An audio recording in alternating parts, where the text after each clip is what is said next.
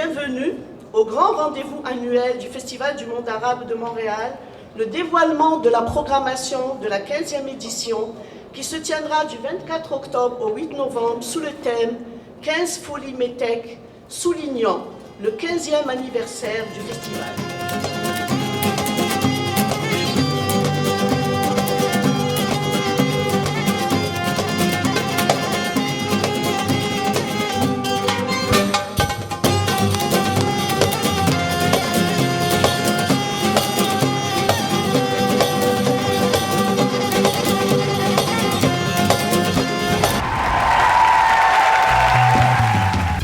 Amis de MTélé, bienvenue ici à la Place des Arts et donc pour vous présenter la programmation de la 15e édition du Festival du monde arabe de Montréal qui aura lieu du 24 octobre au 8 novembre 2014.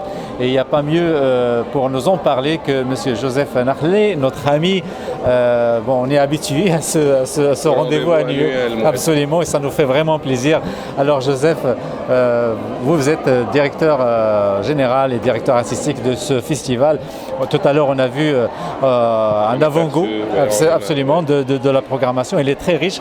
Mais avant, pour les gens, il y a de nouveaux arrivants qui débarquent à Montréal et qui ne connaissent pas forcément le festival. Alors, en quelques phrases, c'est quoi le Festival du monde arabe et puis qui l'organise? Le Festival du monde arabe, c'est un espace d'abord qui se veut dédié à la rencontre des cultures, au sens large du terme. Le mot est très galvaudé ce temps-ci, mais je pense qu'on était à Montréal parmi les premiers événements de la diversité à vouloir mettre en scène cette rencontre-là, cette idée de la rencontre et de l'interculturalité sur une scène avec des artistes qui la portent en eux. Donc le FMA, c'est ça un peu, c'est cette occasion donnée aux artistes, mais aussi au public montréalais de vivre la diversité dans ce qu'elle a de plus expressif, c'est-à-dire la culture. Alors, donc c'est ça. Le FMA est fondé par Alchimie Création et Culture, qui est un organisme qui œuvre depuis 1993 à Montréal. Au début, c'était des tournées de théâtre, on était plus spécialisé dans les tournées qui avaient plus une perspective communautaire, c'est-à-dire un théâtre arabe s'adresse à une communauté qui parle l'arabe. Et donc on était un peu limité dans ça. On a commencé un festival qui s'appelait Les Nuits de Montréal en 1996 et qui était prévu pour être biennal à chaque 2 ans. Donc on a fait la première édition en 96, la deuxième édition en 98. Et c'est à ce moment-là que si tu veux, c'est une réflexion, une grande réflexion qu'on a faite et on avait décidé de sortir un peu de ce cadre communautaire justement pour aller s'ouvrir à la vraie vie ici qui est celle de la société d'ici. Donc au lieu de rester isolé dans notre monde à nous. C'était ça l'idée de base du FMA pour le dire en mots simples. C'est vraiment de sortir de chez soi pour aller vers l'autre, de frapper à la porte de cette nouvelle demeure qu'est le Québec. Alors 15 ans après, ce n'est plus le festival communautaire, mais c'est le festival qui célèbre de la plus belle manière, comme vous avez dit, de la diversité montréalaise. Et tout à l'heure, vous avez souligné dans votre discours que vous tenez à ce que Montréal soit effectivement la ville cosmopolite qu'on souhaite. Avant qu'on continue, donc je propose à nos spectateurs de regarder un aperçu donc de l'ouverture ou du dévoilement plutôt de la programmation de cette 15e édition du Festival du monde arabe à Montréal.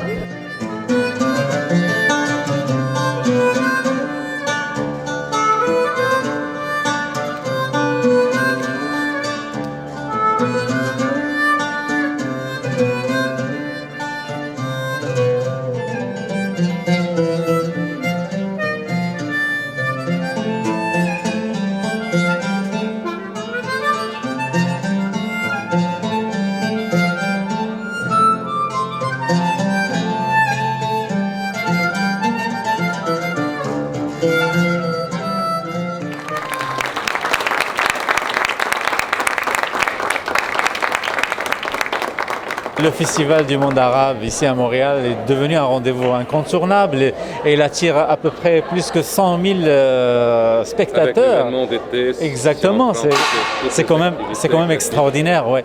Alors, malgré ça, comment vous expliquez que les commanditaires soient comme échange d'humour ou d'humeur selon les alliages géopolitiques? Comment ça se passe?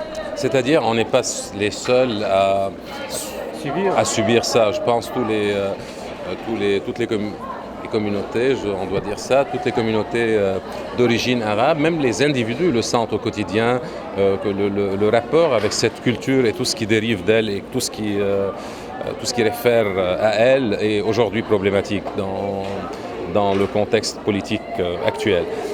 Nous, on est devenus spécialistes, si tu veux, des professionnels de la survie dans dans cette actualité politique très mouvementée. On a appris comment, justement, parfois, travailler, faire d'une problématique un élément de réussite et de succès, comment exploiter l'actualité ou l'incidence que pourrait avoir l'actualité sur notre programmation pour aller chercher parfois la curiosité des gens, parfois avec surtout le salon de la culture qui met parfois en débat et en échange beaucoup de dossiers et de sujets brûlants de l'actualité. Justement. Qui permet aux gens un peu d'évacuer toute cette tension. Et tu sais, aujourd'hui, les débats identitaires sévissent partout, en France, ici. Donc oui, on est toujours, pas victime, je n'aime pas le mot, mais on est toujours sous l'effet de cette actualité imposante qui met le monde arabe et la culture arabe en relief, là, d'une manière qui n'est pas tout à fait gentille.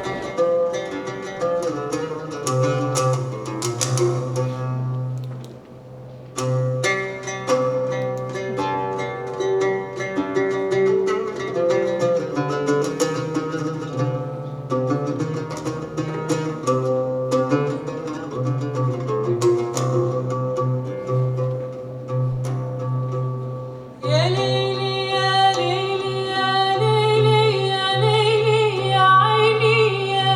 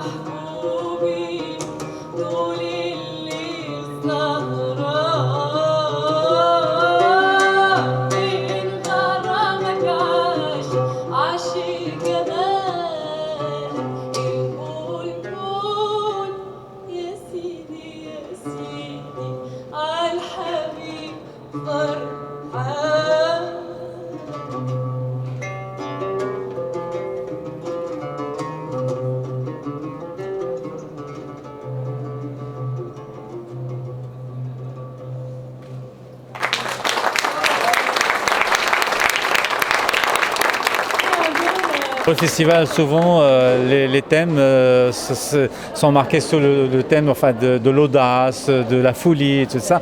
Mais il y a toujours cette part d'engagement. Je me rappelle que l'année dernière, il y avait Nasser Chama et les fous sont parfois plus sérieux que les... Absolument. Et puis cette année aussi, je souligne qu'il y a des notes syriennes. Donc il y a aussi de Alep. La soirée de clôture qui est un moment majeur cette année avec un hommage qu'on fait pour une deuxième année consécutive. En fait, la clôture de cette année rassemble deux des plus grandes voix du monde arabe qui sont Farida Mohamed Ali et Hamam Khairi, qui viennent de deux écoles de musique très connues, surtout dans le Mashriq arabe, c'est-à-dire des voix qui sont très fortes. Les Koudoud d'Alep et les Maqam d'Irak. Deux écoles un peu qui ont beaucoup de parenté, mais en même temps qui ont beaucoup de différences aussi au niveau musical. Bref, il y a aussi Amir Safar, un artiste irakien qui vit aux États-Unis, qui participe à la soirée, de même que l'ensemble Octo Echo. C'est un peu une continuité, si tu veux, de l'hommage qu'on a fait l'an dernier au peuple arabe, meurtri par ce printemps, ce fameux printemps qui s'est jamais manifesté finalement. Et donc c'est une continuité de ce rappel qu'on se fait à nous autres que finalement la Syrie, l'Irak et le Liban sont toujours des pays sous le feu et que ça fait mal et que peut-être avec la musique et ici on pourra au moins transmettre un message pas de paix mais un message d'espoir, je dirais, un message d'acharnement pour ne pas céder devant cette actualité meurtrière qui nous assassine au quotidien. Là. Et surtout en ce moment, alors effectivement c'est un festival qui donne de l'espoir, qui apaise les esprits et qui invite à croire en cette paix qui nous, quoi qu'il s'échappe chaque jour un peu plus loin, mais il ne faut pas perdre espoir.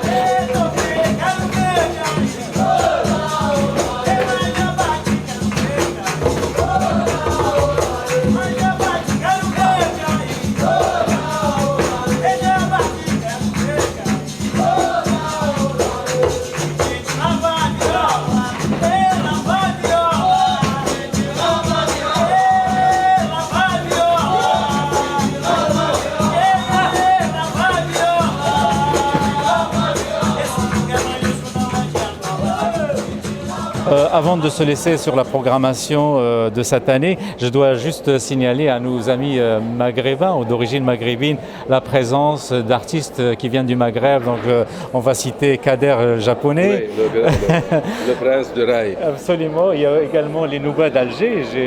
Lila Boursal et Abbas Ligui, ce sont deux artistes hors pair là, en matière de Malouf et de chants arabo-andalous. Je pense que c'est parmi les noms les plus confirmés. Là. Ça doit être une soirée spirituelle magnifique. Et avec la soirée d'ouverture, désolé aussi, qui est algérienne cette année, c'est le groupe Friklein, avec aussi deux groupes du Maroc. Pour les jeunes, deux groupes du Maroc, enfin deux groupes de noms qui viennent là, qui sont Abdelkader Amlil, le maître de Gnawa, et Rachid.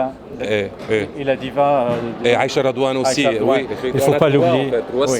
Trois concerts du Maroc. Et Rachid Zeroual aussi, le naïste, le fabuleux naïste là, dont je suis fier vraiment de présenter cette année parce que c'était une découverte récente en fait. Je l'avais vu mais j'ai jamais remarqué en tout cas ses compositions et surtout ce qu'il a fait avec des groupes allemands en jazz. C'est magnifique. Justement, on salue également cette ouverture là des jeunes ou des artistes arabes là, qui s'ouvrent sur la musique du monde.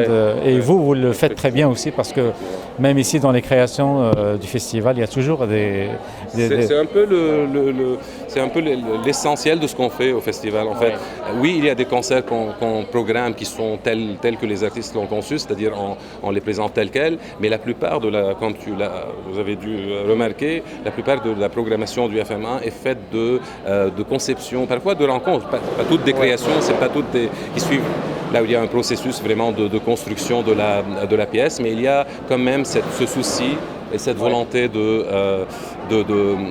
d'aller au-delà d'un simple concert pour créer des occasions de rencontre entre les artistes et le public aussi. Absolument. Vraiment, vous êtes des créateurs de rencontres magnifiques du genre. Et puis, j'oublie pas Hasna Al-Bcharia qui revient à Montréal. Donc, ça, c'est une belle rencontre également qui est en vue. Gala du Club Avenir. Voilà. Exactement. Ça. Donc, voilà. Juste rappeler le site web. Festivalarabe.com, c'est simple. Voilà, en un seul mot en français, festivalarabe.com. Voilà. Alors, il y a des festivals qui sont payants, mais beaucoup d'autres qui sont également gratuits. Donc, renseignez-vous, réservez dès maintenant pour ne pas se retrouver sans billet parce que ça part très vite. Et puis, j'ai oublié également de souligner une exposition qui aura lieu ici à la Place des Arts et pour souligner le 15e FMA. Donc, c'est une rétrospective qui va passer un peu en revue tous les moments majeurs, les difficultés et les réussites, les moments difficiles et les moments forts de ce parcours quand même de 15 ans. Donc il y aura à saluer. Oui, il y aura beaucoup de vidéos inédites, beaucoup d'entrevues avec des artistes, de grands artistes comme Majid El-Roumi, Massa Khalife, des rencontres inédites qui ne sont pas encore diffusées. Il y aura aussi une exposition des thématiques et des affiches du FMA et des visuels comme les créations multimédia de Hassan Aziz et d'autres. Voilà. Excellent. Alors justement, cette exposition vous permettra, vous qui connaissez, comme moi aussi qui connaissent le festival juste depuis 5 ans, de découvrir un peu l'historique de ce beau festival et le parcours qui n'est pas aisé évidemment, des gens qui ont fait de ce festival ce rendez-vous incontournable. Et puis également pour les gens qui viennent d'arriver à Montréal, c'est l'occasion de faire la connaissance avec cette réussite-là qui peut inspirer tout nouveau arrivant. J'espère, voilà. C'est ça le but. Alors moi je voudrais vous dire Merci. bravo, Merci. Je vous félicite. Et puis voilà, l'invitation est ouverte à vous, chers amis de MTélé. Programmez vos festivals, ou plutôt vos spectacles choisis, et puis réservez dès maintenant. Et puis n'hésitez pas à contacter l'équipe du festival pour vos encouragements parce que ça compte également. Merci. À bientôt, au revoir.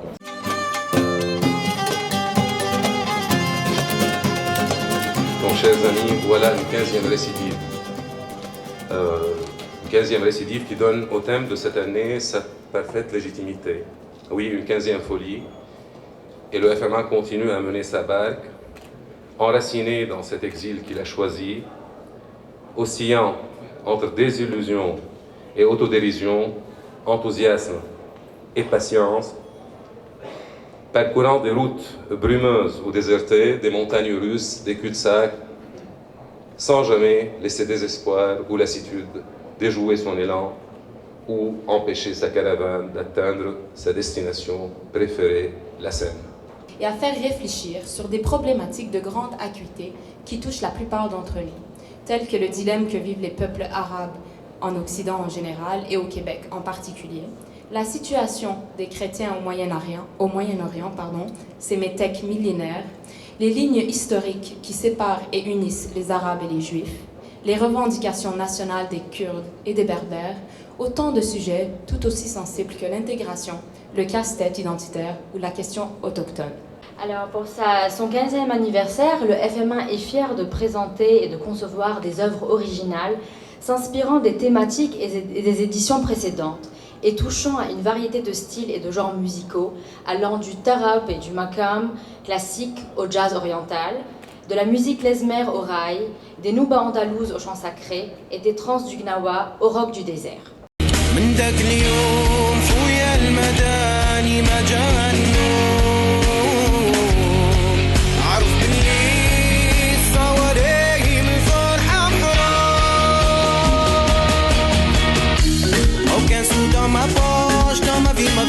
Ma vie, c'est la vie de la misère.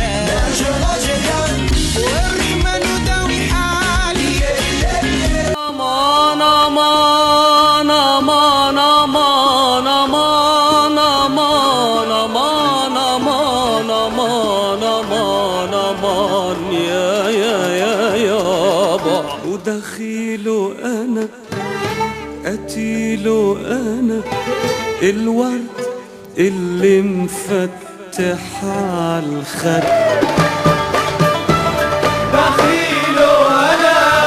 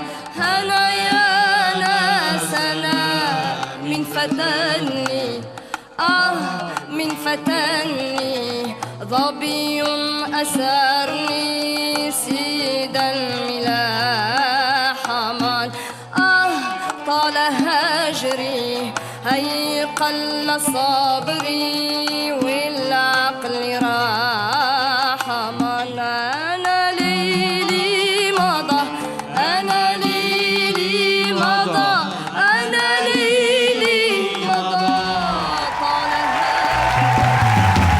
مرضي صعيب ما يهوش يسهل اللي طالب له طبيب عليه يقدر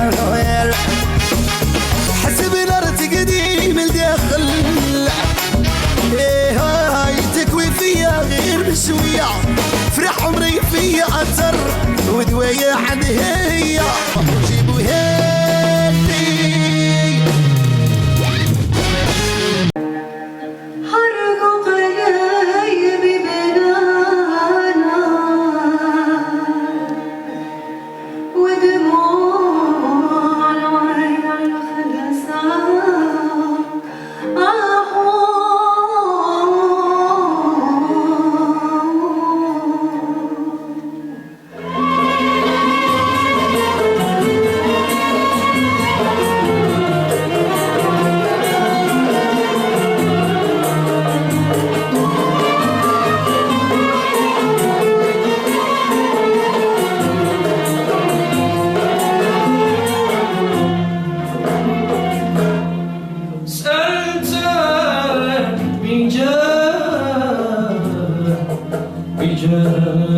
عادل وحشاني عادل وحشاني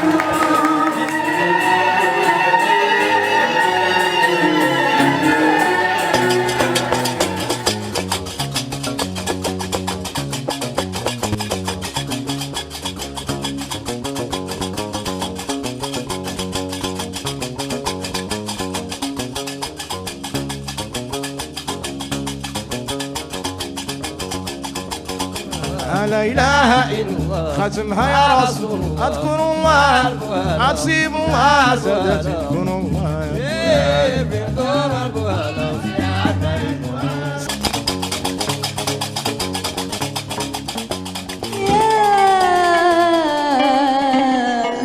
يا حبيبي